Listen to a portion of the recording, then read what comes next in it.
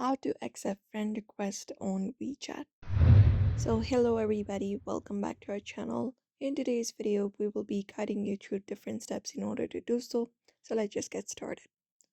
First of all, you may just go ahead and log into WeChat application, and once you are logged in, you should be finding this kind of interface on your screen within the chat. So what you may do is you may just head over and look out for the contacts tab at the second option. And when you head over there, you will be finding different contacts available. You can look out for the new friends option at the very top from the given options and tap on it.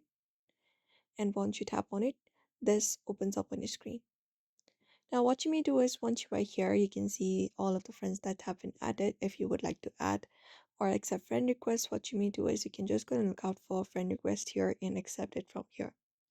If not, at the top right corner, we can find add contacts option.